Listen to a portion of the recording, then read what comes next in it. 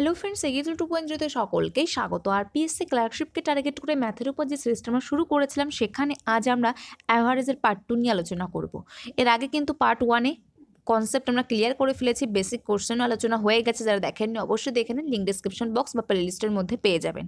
তাছাড়া এটা কিন্তু আমাদের সেকেন্ড চ্যাপ্টার। এর আগে কিন্তু অলরেডি আমরা রেশিও অ্যান্ড প্রপোর্শন নিয়ে আলোচনা করে দিয়েছি 3টি পার্টে। যারা দেখেননি অবশ্যই দেখে নিন, লিঙ্ক ডিসক্রিপশন বক্সে পেয়ে যাবেন। আর এটার পিডিএফ কিন্তু দিয়ে দেবো টোটাল অ্যাভারেজ এই চ্যাপ্টারটা কমপ্লিট হলেই। বেশ কতগুলো পার্টে আমরা কমপ্লিট করব, বেসিক কোশ্চেন থেকে অ্যাডভান্স লেভেলের কোশ্চেন সমস্তটাই কিন্তু আলোচনা থাকবে। তো চলুন শুরু করবো, আর কোনো টাইম ওয়েস্ট করবো না। শুরু করার পূর্বে বলবো, যদি আমাদের চ্যানেলে কেউ নতুন হয়ে থাকেন, চ্যানেলকে অবশ্যই সাবস্ক্রাইব করে রাখুন আর এই ভিডিওটা প্রথম থেকে শেষ পর্যন্ত দেখতে থাকুন। তো চলুন দেখে নেব ফার্স্ট কোশ্চেন কি বলছে। এখানে ফার্স্ট দুটি কোশ্চেন আছে, যে দুটি কোশ্চেন এর উপর ভিত্তি করে আমরা বেশ কতগুলো কোশ্চেন নিয়ে আলোচনা করব। তো বলতে পারেন এই দুটি কোশ্চেন কনসেপ্ট কিন্তু ক্লিয়ার করবে। তো একটু মনোযোগ সহকারে শুনুন। এখানে কি বলছে, টোটাল এখানে যে সংখ্যাগুলো দেয়া আছে, 10টি সংখ্যা এখানে পরপর দেয়া আছে। এই 10টি সংখ্যার গড় নির্ণয় করতে বলেছে। তো সাধারণত আমরা কি করে থাকি, এখানে 10টি সংখ্যা আমরা পরপর যোগ করি এবং কটি সংখ্যা আছে 10টি 10 দিয়ে ভাগ করি, অ্যান্সার বেরিয়ে যায়। কিন্তু এখানে একটু অন্যভাবে আমরা ক্যালকুলেশন করব, ডেভিয়েশন মেথডের সাহায্যে এটা আমরা ক্যালকুলেশন করব। তো ফার্স্টে আমরা ধরে নেব অ্যাভারেজটা কত। আমরা ধরে নিচ্ছি এই কোশ্চেনটার অ্যাভারেজ 700। আমরা কিন্তু জানি না যে 700 অ্যান্সার আসবে কি তার বেশি না কম। তো আমরা জাস্ট ধরে নিলাম এটার অ্যাভারেজ 700। তো এখন 700-র সাথে এই যে সংখ্যাগুলো 10টি সংখ্যা দেওয়া আছে প্রত্যেকটা তুলনা করব। 693 যদি তুলনা করি, 7 কম -7 এখানে লিখলাম, 701 প্লাস 1 এখানে লিখলাম, 704 প্লাস 404 বেশি, 680 -20, 700 থেকে বিয়োগ করলেই কিন্তু তুলনা করা হয়ে যাচ্ছে। এখানে +23, এখানে +8, এখানে -3 +3 +10 -8। তাহলে এই যে এখানে আমরা তুলনা করলাম, এখন ডেভিয়েশন যদি আমরা নির্ণয় করি, নেট ডেভিয়েশন যদি নির্ণয় করি, তবে এগুলোর মধ্যে ক্যালকুলেশন করব। প্লাসের ক্ষেত্রে কত পাচ্ছি নেট ভ্যালু এবং মাইনাসের ক্ষেত্রে নেট ভ্যালু কত পাচ্ছি সেটাই আমরা বার করব। তো এখানে -3 +3 কেটে যাচ্ছে, +8 -8 কাটছে। তাহলে মাইনাসের ক্ষেত্রে এবং প্লাসের ক্ষেত্রে একটা মান আমরা পেয়ে যাব, যেটাকে বলছি নেট ডেভিয়েশন।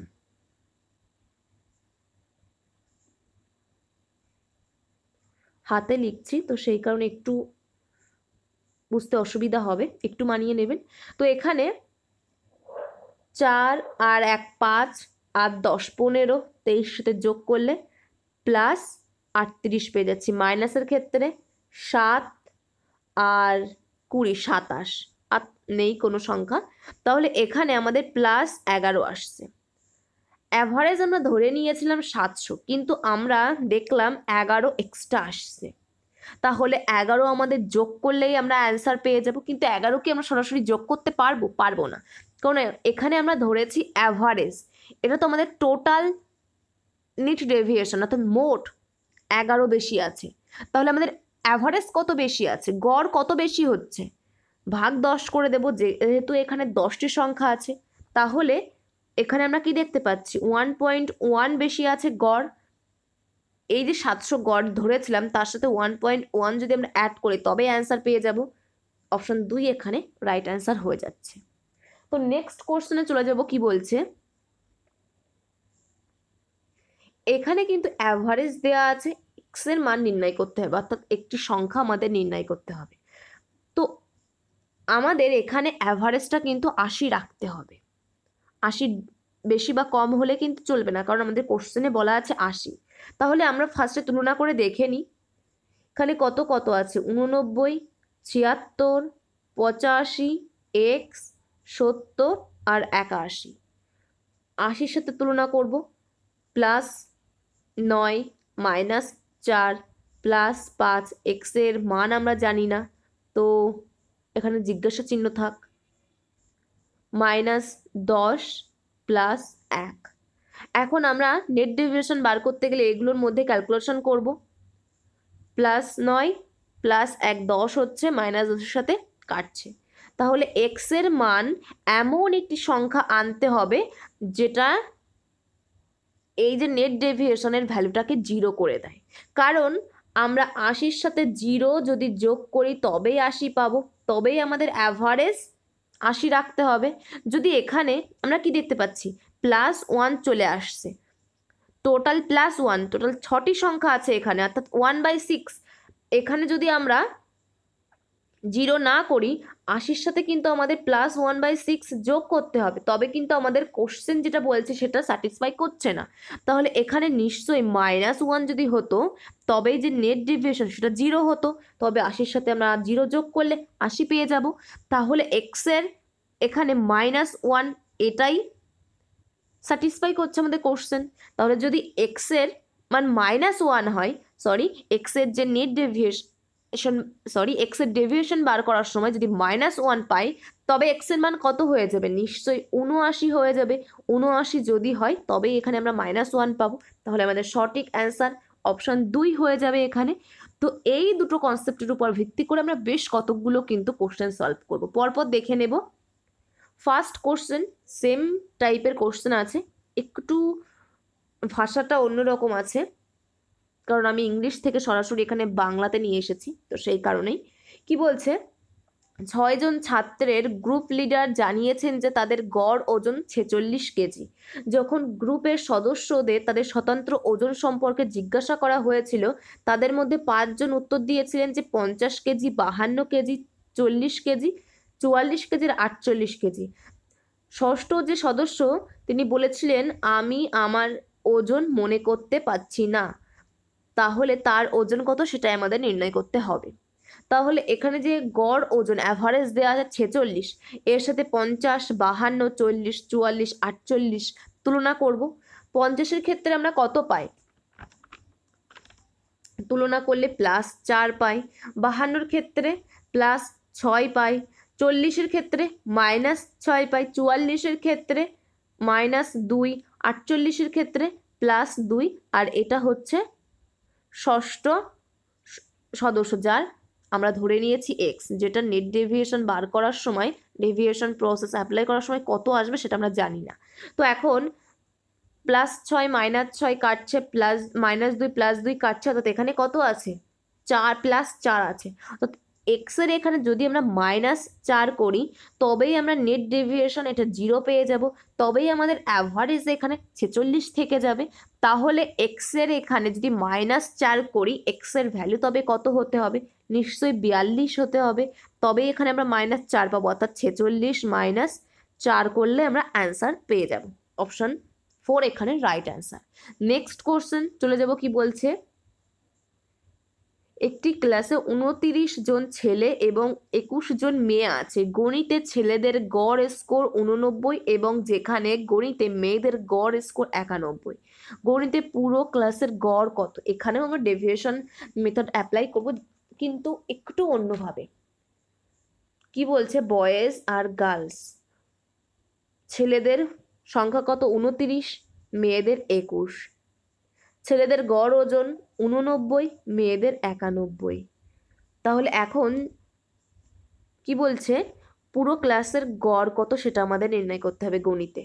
তো এখানে আমরা ধরে নিচ্ছি, আমরা এতক্ষণ ধরে ফার্স্ট যে কোশ্চেন ছিল সেখানে আমরা অ্যাভারেজ ধরে এসেছিলাম, এখানেও ধরে নেব অ্যাভারেজ 89। আমরা কিন্তু জানি না অ্যাভারেজ কত, কিন্তু এই যে কোশ্চেন, এই পুরো মেথডটা করার আগে কিন্তু আমি অ্যান্সার বলে দিতে পারবো। কি করে, এর অপশনগুলো লক্ষ্য করে।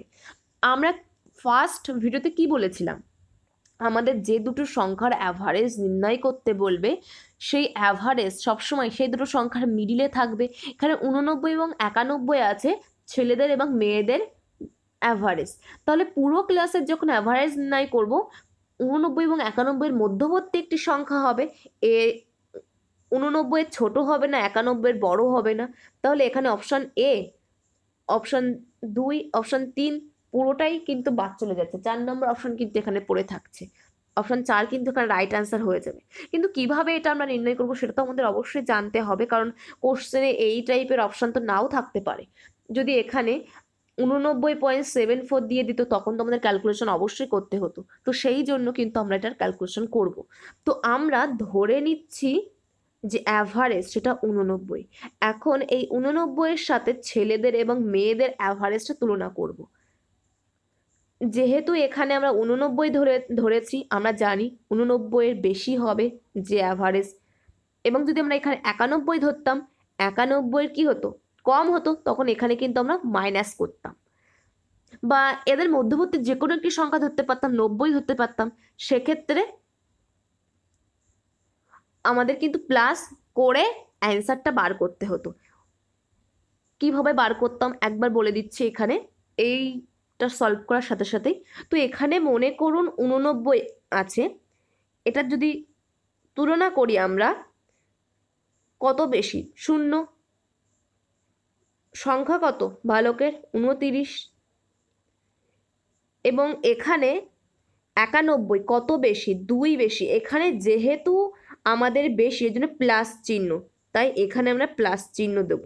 যদি এখানে আমাদের কম থাকতো আমরা কিন্তু 93 ধরেও ক্যালকুলেশন করতাম, সেক্ষেত্রে এখানে আমাদের মাইনাস আসতো, তখন কিন্তু এখানে আমরা মাইনাস চিহ্ন দিতাম। অর্থাৎ এখানে যদি বেশি থাকে এখানে প্লাস চিহ্ন, এখানে প্লাস হয়ে যাবে। তো সেই কারণে আমরা বললাম যে কোনো একটি সংখ্যা ধরতে পারতাম। এখানে ক্যালকুলেশনের সুবিধার্থে যেহেতু 21 শূন্যর সাথে গুণ করলে 0 হয়ে যাবে, তো সেই কারণে এখানে আমি 89 ধরেছি। তো কত বেশি, 2 বেশি। তো বালিকার সংখ্যা কত, মেয়েদের সংখ্যা কত, 21। টোটাল যে বালিকা আছে তাদের কত বৃদ্ধি পাবে, মোট ওজন কতটা বেড়ে যাবে, 2 গুণ 21, অর্থাৎ এর যে মান সেটা কত আসছে, 42। এই 42 এটা কিন্তু আমাদের টোটাল নেট ডেভিয়েশন বেরিয়েছে, নেট ডেভিয়েশন কিন্তু বেরিয়েছে টোটাল। তো এখন আমাদের এখানে আমরা ধরে নিয়েছিলাম অ্যাভারেজ, তাহলে এই অ্যাভারেজের সাথে নিশ্চয়ই আমরা অ্যাভারেজ যোগ করতে পারবো। অ্যাভারেজ করতে গেলে টোটাল যে বালকের সংখ্যা এবং টোটাল যে বালিকার সংখ্যা, তার ছেলে আর মেয়ের সংখ্যা, সেই সংখ্যা দিয়ে ভাগ করে দেবো, অর্থাৎ 50 দিয়ে ভাগ করলেই অ্যান্সার পেয়ে যাব। এটার মান কত, 42/50, 0.84। তাহলে এটার সাথে 0.84 যদি আমরা যোগ করি অ্যান্সার কত চলে আসবে, 4 নম্বর অপশন এখানে রাইট অ্যান্সার চলে আসবে। তো এই হচ্ছে আমাদের অঙ্ক সেকেন্ড। নেক্সট আমরা চলে যাব, নেক্সট কোশ্চেন কি বলছে। এই কোশ্চেনগুলো কিন্তু খুবই গুরুত্বপূর্ণ কোশ্চেন, কিন্তু আপনারা দেখতে পাবেন যে কোনো এক্সামে। কি বলছে, একটি ক্লাসে 39 জন ছাত্র এবং তাদের গড় ওজন 51 কেজি। যদি আমরা শিক্ষকের ওজন অন্তর্ভুক্ত করি, অর্থাৎ একজন শিক্ষক যদি এখানে এসে যুক্ত হয়, তাহলে গড় ওজন 91.2 কেজি হয়ে যায়, অর্থাৎ গড় ওজনটা বৃদ্ধি পায়। শিক্ষকের ওজন কত? তো এখানে প্রথমে 39 জন ছাত্র ছিল, গড় ওজন কত ছিল, 51 কেজি। একজন যুক্ত হওয়ার ফলে টোটাল যে সংখ্যা 40 হয়েছে, এবং যে অ্যাভারেজ গড় সেটা বৃদ্ধি পেয়ে 51.2 হয়েছে। কত বৃদ্ধি পেয়েছে, 0.2 বৃদ্ধি পেয়েছে। তাহলে গড় বৃদ্ধি পেয়েছে 0.2, টোটাল কত বৃদ্ধি পেয়েছে, 40-এর সাথে গুণ করলে আমরা টোটাল বৃদ্ধি পেয়েছে সেটা পেয়ে যাব। 40 গুণ 0.2 অর্থাৎ 8 বৃদ্ধি পেয়েছে। আগে কত ছিল, গড় ওজন 51 ছিল, এখন বৃদ্ধি পেয়েছে কত, টোটাল, এটা কিন্তু টোটাল বৃদ্ধি পেয়েছে, গড় বৃদ্ধি বলিনি, টোটাল বৃদ্ধি পেয়েছে 8। কতজন এসে যুক্ত হয়েছে, একজন শিক্ষক এসে যুক্ত হয়েছে, ভাগ 1। যেহেতু একজন যুক্ত হয়েছে, সংখ্যা কত, 1 ভাগ 1, তাহলে এটা আমরা গড় পেয়ে গেলাম। তাহলে 51 যোগ 8, 1 দিয়ে ভাগ করলে 8 পেয়ে যাই, কত হয়ে যাচ্ছে, 59। শিক্ষকের ওজন তাহলে হয়ে যাবে 2 নম্বর option right answer. Next question চলে যাব, সেম টাইপের কোশ্চেন করব, তবে ধারণা কিন্তু ক্লিয়ার হবে, কনসেপ্ট আরো ক্লিয়ার হবে। কি বলছে, একটি পরিবারের 4 সদস্যের বর্তমান বয়স 27 বছর। 4 সদস্য আছে, বর্তমান গড় বয়স 27 বছর। তাদের একজন আত্মীয় তাদের সাথে যোগ দিলে, অর্থাৎ একজন আত্মীয় যোগ দিলে বয়স যেটা বৃদ্ধি পায় গড় বয়স 3 বছর বৃদ্ধি পায়, একজন যোগ দেওয়ার ফলে কতজন সদস্য হলো? 5। তাহলে টোটাল কত বৃদ্ধি পেয়েছে? 15 বৃদ্ধি পেয়েছে। কতজন এটা টোটাল বৃদ্ধি পেয়েছে? তাহলে অ্যাভারেজ কত বৃদ্ধি পাবে? একজন এসে যুক্ত হয়েছে, 15/1, অর্থাৎ 15 বৃদ্ধি পাবে। আগে কত ছিল? 27। এখন অ্যাভারেজ কত বৃদ্ধি পেয়েছে? 15। 27 যোগ 15 করে দেব, তাহলে নতুন যে আত্মীয় এসেছে তার বয়স পেয়ে যাব 42। 2 নম্বর অপশন কিন্তু এখানে রাইট অ্যান্সার হয়ে যাচ্ছে। নেক্সট কোশ্চেন চলে যাব, কি বলছে? 8 জনের গড় ওজন 2.5 কেজি বেড়েছে যখন তাদের মধ্যে 45 কেজি ওজনের একজনের জায়গায় নতুন এক ব্যক্তি আসে। এখানে একটি ব্যাপার হচ্ছে, প্রথমে 8 জন ছিল যাদের মধ্যে একজনের বয়স ছিল 45 কেজি। 8 জন ব্যক্তি ছিল যাদের মধ্যে একজনের বয়স ছিল 45 কেজি। এই 45 কেজির জায়গায় 45 কেজি বেরিয়ে গেছে, নতুন এক ব্যক্তি এসে যুক্ত হয়েছে। সেই নতুন ব্যক্তির বয়স কত সেটাই আমাদের নির্ণয় করতে হবে। নিশ্চয়ই বেশি হবে 45 কেজি, কারণ আমাদের এখানে গড় ওজন সেটা কিন্তু বৃদ্ধি পেয়েছে 2.5, অর্থাৎ ফার্স্টে 8 জন ছিল, পরেও কিন্তু 8 জন আছে, এবং যে গড় ওজন সেটা বৃদ্ধি পেয়েছে 2.5। তাহলে টোটাল কত বৃদ্ধি পেয়েছে? 2.5 ইন্টু 8, অর্থাৎ এখানে আমাদের কত হয়ে যাচ্ছে? 20। টোটাল যে ওজন 20 বৃদ্ধি পেয়েছে, তাহলে গড় ওজন কত বৃদ্ধি পাবে? এখানে একজন এসে, সরি, এখানে আমাদের গড় 1 দিয়েই ভাগ করব, কারণ আমাদের এখানে একজনই আসছে, আর এখানে তো আমাদের আসছেই না, তো এটাই কিন্তু আমাদের গড় হয়ে যাবে। ভাগ 1 করলেই আমরা অ্যান্সার পেয়ে যাবো, অর্থাৎ 20। আর এটা আমাদের গড় করার প্রয়োজনই নেই, কারণ একটু ভুল বললাম, এখানে কিন্তু আমাদের গড় করার কোনো প্রয়োজন নেই,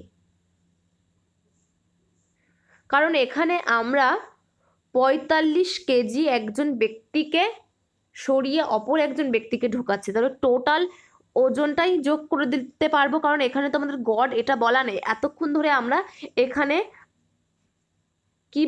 কি কার সাথে যোগ করে এসেছি? গড় বর্তমান বয়স। এখানে আমরা যোগ করে এসেছি গড় ওজন, তাই আমরা গড় বার করে নিচ্ছিলাম।